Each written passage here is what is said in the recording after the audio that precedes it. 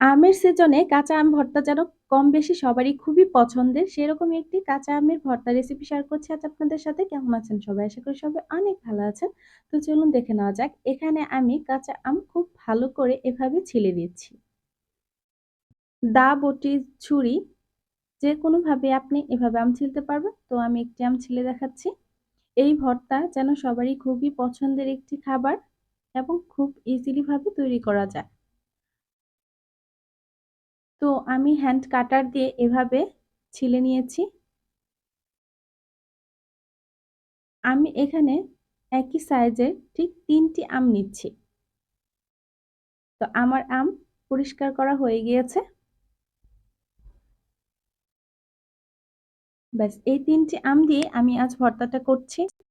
আম ভর্তা করার জন্য খুব বেশি মসলার প্রয়োজন হয় না। সামান্য একটু লবণ দিলেই হয়ে যায় আর একটু মরিচ। তো আমি এই ৩ পিস আমকে আমি এরকম কাটার দিয়ে খুব ভালো করে কেটে নিচ্ছি।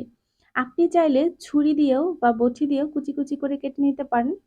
তবে এরকম একটি হ্যান্ড মেশিনের সাহায্যে এভাবে করে নিলে আম ভর্তাটা খেতে খুব বেশি ভালো লাগে। অনেকে পাটায় ছেঁচেও ভর্তা করে থাকে। বাস আমি খুব সাবধানতার সাথে এভাবে আমটা আস্তে, আস্তে হ্যান্ড মেশিনের সাহায্যে এভাবে ছিলে নিচ্ছি।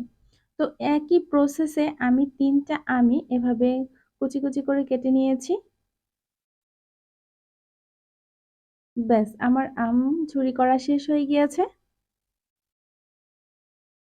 অনেকটা মিহি হয়েছে। এভাবে আম কুচি করে দিলে একদম মিহি হয়ে যায়। ব্যাস তারপরে আমি এখানে দিয়ে দিচ্ছি একটি কাঁচামরিচ। কাঁচামরিচ কুচি, কুচি করে কেটে নিয়েছি। আপনি যদি ঝাল খেতে বেশি পছন্দ করেন তাহলে এখানে কাঁচামরিচের পরিমাণটা একটু বেশি দিয়ে দিবেন। তারপরে দিয়ে দিচ্ছি সামান্য পরিমাণ লবণ।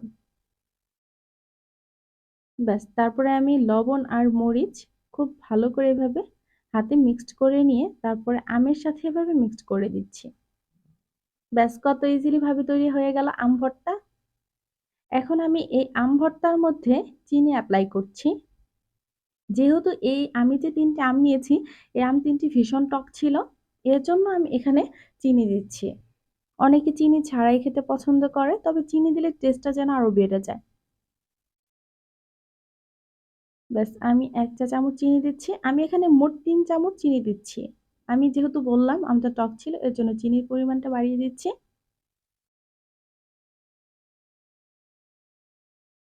ব্যাস আমার আম মাখা ভর্তা হয়ে গিয়েছে। দেখেই যেন জিভে জল চলে এসেছে। কারণ টক খাবার দেখলে সবারই জিভে জল চলে আসে। আর এভাবে আম ভর্তা খেলে তো কথাই নেই, এতটা মজার হয় খেতে। আমের সিজনে আমরা যেন এই আম ভর্তাটাকে কখনো মিস করি না। বাস আমি একটি ফ্রিজে সার্ভ করে নিচ্ছি। দেখুন আম ভর্তাটা দেখতে কতটা লোভনীয় লাগছে।